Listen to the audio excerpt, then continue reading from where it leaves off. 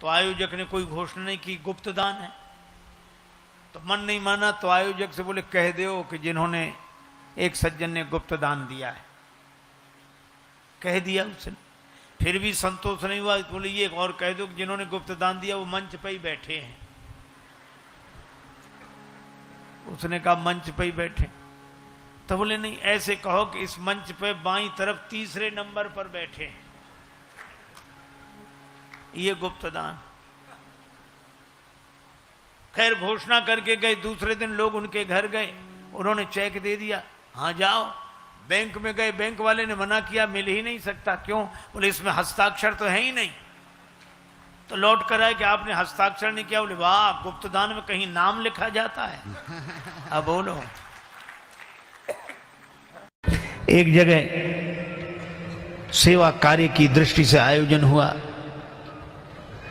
लोगों ने अपने मित्र से कहा कि तुम इतने धनी आदमी हो, दो कुछ। कहने लगा कि अब सब लोग दे रहे हैं तो हमारा देना जरूरी है क्या? अरे भाई, तो सब लोगों का अपनी करनी का फल मिलेगा, तुम भी तो कुछ कर लो। अच्छा तो ठीक है, अच्छा एक काम करते हैं, क्या कल देंगे? ठीक है। दूसरे दिन आया 1 रुपया लेकर, पुराना जमाना, चांदी का रुपया। सो मुट्ठी में दबाए। अब सोचे दें कि न दें, दें कि न दें, दे देना चाहिए। अच्छा, फिर बोला अब जरूरी थोड़ी कि हम भी दें, इतने लोग दे ही रहे हैं। फिर अब जैसे जैसे देने का मन आवे वैसे मुट्ठी और कड़ाई से बंद करे। लेकिन सोचा अब दे ही डालें। अब आध घंटा तो यही सोचता रहा, दें कि न दें, दें कि न दें। फिर सोचा देख लें एक बार, फिर तो ये देखने को मिलेगा नहीं। सो जैसे ही मुट्ठी खोली तो हाथ पसीज गया था। दिल तो नहीं पसीजा, हाथ पसीज गया, पसीना आया। और जो देखा कि हाथ पसीज गया, पसीना, सो रुपए से बोला अरे तुम बहुत रोते हो, हम तुम्हें किसी को नहीं देंगे, फिर जेब में रख लिया। एक वे हैं जो छोड़ते नहीं, कुछ लोग हैं जो छोड़ते नहीं हैं। छूट जाए ये अलग बात है, पर छोड़ते नहीं। पर दूसरे लोग भी हैं जो छूते नहीं। एक बार हम 2-4 संत किसी के निमंत्रण पर गए, तो गृह स्वामी ने भोजन कराया और भोजन के बाद वो दक्षिणा देने लगा। तो जिसे देता था वो लेते थे। एक साधक बैठे थे, उनको जैसे ही वो देने लगा दक्षिणा, नहीं नहीं नहीं नहीं नहीं, दूर रखो, दूर रखो, दूर। उसने कहा क्यों महाराज? हम छूते नहीं हैं, दूर रखो। तो औरों को तो ऐसे प्रणाम कर रहा था, जिन्होंने कहा हम छूते नहीं, ऐसे प्रणाम किया। मतलब ये कि सब नंबर 2 के हैं, यही एक ठीक है, श्रेष्ठ है। अच्छा, हम लोगों को भी अच्छा लगा कि भाई त्याग है, इतना ऊंचा त्याग है, प्रणाम है। लेकिन जब दूसरा दृश्य देखा, वो जैसे ही लंबा प्रणाम करके चलने लगा तो बोला कहां जा रहे? इधर। वो दक्षिणा का आप तो छूते नहीं। हाँ छूते नहीं, इसमें बांध दो, इसमें बांध दो। तो हमारे बगल में एक सज्जन बैठे थे, कहने लगे कि ये तो छूते नहीं। हमने कहा ये बांधते हैं। तो बोले आप मुझसे कहने लगे कि ऐसा क्यों कह रहे हो? हमारा विरोध। हमका विरोध नहीं कर रहे महाराज, नाराज मत हो, आपको जरूरत है कि नहीं? बोले बिल्कुल है। तो हमने कहा जब नाक पकड़नी है तो ऐसे काहे नहीं पकड़ लेते, ऐसे काहे को पकड़ते हैं? बोले हम कपड़े से छूते हैं, इससे नहीं छूते हैं। हमने कहा महाराज ये भी कपड़ा ही है।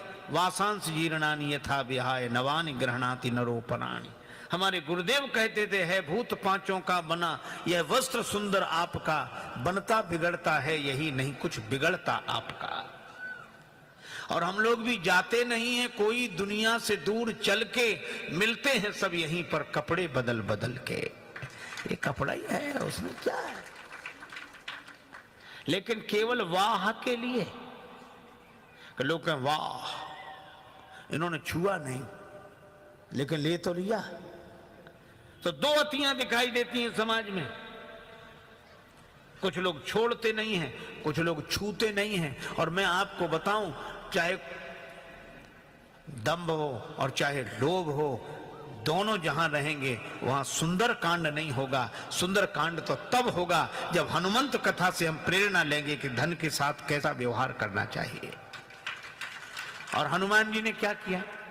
हनुमान जी ने हाँ, मुझे एक संत कथा सुना रहे थे। एक सज्जन का नाम था दानचंद। गंगा जी से 12 किलोमीटर दूर उनका गांव था। दानचंद को भगवान ने संपन्नता तो दी थी, धन तो दिया था, लेकिन लोभ ही इतने थे कि लोगों ने व्यंग में ही उनका नाम दानचंद रख दिया था। कभी कोई पुण्य कार्य नहीं किया, कहते खर्च होगा। तो पत्नी ने कहा कि गंगा जी नहाया और 12 किलोमीटर दूर हैं, इसमें क्या खर्च हो रहा है, चले जाओ। सवारी की भी जरूरत नहीं, पैदल पैदल चले जाओ और गंगा जी तो नहा लो। ठीक है, बहुत कहा तो सोचा जीवन में एक बार गंगा जी नहा लें, क्या हर्ज है, 12 किलोमीटर दूर है गंगा जी, जा पैदल पैदल गया। खर्चा कौन करे सवारी। अब गंगा जी किनारे पहुंचकर सोचा घाट पर नहीं जाएंगे, वहां पंडा लोग रहते हैं, पंडा कहेंगे कि दान दो। तो मुर्दा घाट पर गए।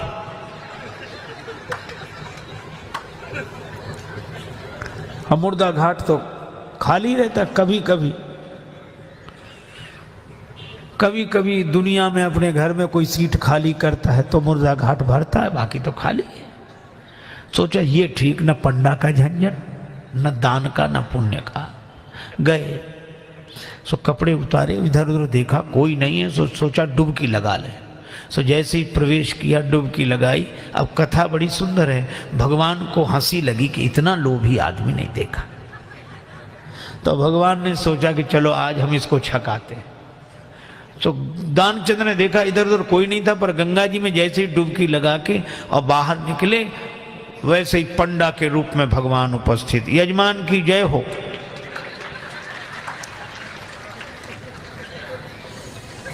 दानचंद बोले तुम कौन हो? भगवान ने कहा कि हम पंडा हैं, संतोषी ब्राह्मण हैं, इसी घाट पे पड़े रहते हैं।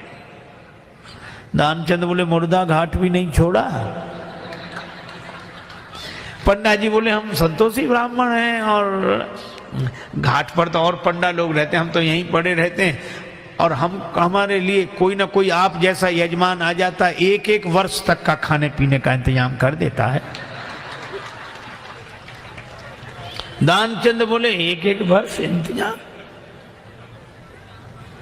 हम एक दिन का भी नहीं कर सकते, एक समय का भी नहीं। पंडा जी बोले कोई जबरदस्ती थोड़ा ही है, आपकी जैसी श्रद्धा हो, कुछ ना कुछ तो देना पड़ेगा। दानचंद बोले हमने आज तक नहीं दिया। पंडा जी बोले आज तो देना पड़ेगा। तब सोचा क्या करना, बोले उधार दे रहे हैं। उधार? हाँ। कितना? बस वो एक धेला, उन दिनों चलता था, एक धेला, बस 1 पैसा। भगवान ने कहा चल दिया, तो संकल्प करा लिया, 1 धेला उधार देकर 12 किलोमीटर गया, नहाया, फिर 12 किलोमीटर पैदल चलकर आया। शाम होने को आई, थका हुआ दानचंद बेचारा घर में भीतर सोने ही जा रहा था। तब तक दरवाजे पे आवाज आई, यजमान की जय हो। दानचंद का देखो कौन है। पत्नी बाहर गई, देख कर आई और बोली किसी पंडा से कुछ देने के लिए कहे आए थे? दानचंद ने कहा था। बोले आ गए, बाहर आई हैं। दानचंद बोले आ गया वो? हाँ। दानचंद बोले कि कह दो कि अभी दानचंद बीमार हैं, 2-4 दिन बाद आना। पत्नी ने कहा कि वो तबीयत खराब हो गई, वो बीमार ज़्यादा हैं, आप 2-4 दिन बाद आना। पंडा जी बोले दान मिले चाहे ना मिले, पर हमारे संकल्प में वो हमारे यजमान बीमार हो, ऐसे संकट के समय यजमान को छोड़ना धर्म नहीं। हम भी यहीं रहेंगे जब तक वो स्वस्थ नहीं हो जाते, यहीं इंतजाम कर दे। आप तो सामग्री ला दो, हम तो बना लेंगे अपने हाथ से भोजन। पत्नी ने फिर जाके कहा, पर दानचंद भी अद्भुत आदमी। कहने लगा नहीं जा रहा ना, वो लोग कह रहे यहीं रहेंगे जब तक बीमार रहोगे। दानचंद बोला तो कह दो मर गए वो।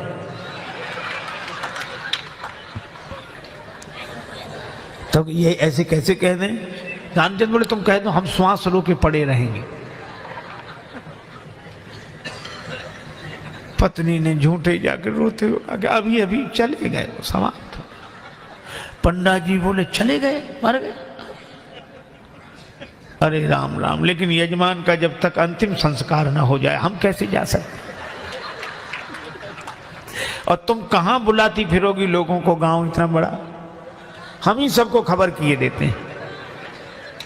अब पत्नी बहुत कुछ, सुनो सुनो पंडा जी, तब तो अमित रूप प्रगटे ते ही काला, पूरे गांव में कह दिया कि दानचंद चले गए चले गए। अच्छा, लोग सचमुच इकट्ठे हो गए और भगवान को भी मन में हंसी लगे, ऐसा जिद्दी आदमी श्वास रोके पड़ा। लोगों ने उसे मुर्दा समझकर उठाया और उसकी पत्नी रोवे, और वो सही में रोवे, वो कहे ये मरे नहीं हैं। और गांव वाले कहते जाने वाला तो गया, ये तो तुम्हारा मोह है। वो कहे कि नहीं मरे, गए तो वो बेचारी रोती रही, कौन सुने। दानचंद को उठा लिया, बांध लिया, और वो भी बंध गया। भगवान ने कहा कि हद हो गई, ऐसा आदमी हमने नहीं देखा। भगवान को लगा कि सब हमसे हार जाते हैं, आज हम हार गए इससे। ले गए, चिता पर रख दिया, अग्नि लगने वाली थी। भगवान ने कहा ये मर जाएगा लेकिन देगा नहीं कुछ। तो भगवान ने कहा कि यजमान के कान में हम कुछ मंत्र बोलेंगे। हाँ ठीक है।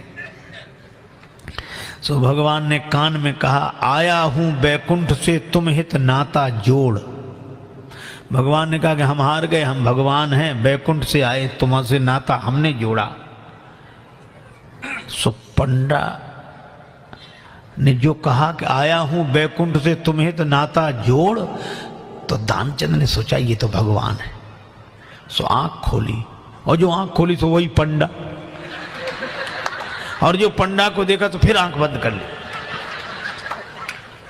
भगवान ने कहा कि हम तुमसे कुछ नहीं लेंगे, मांग ले हो वरदान कछु, तुम ही हमसे कुछ मांग लो।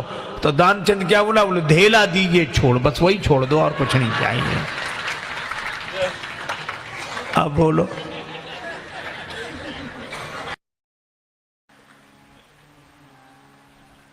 एक आदमी से कहा कि तुम भी दान करो। तो बोला दान? हाँ,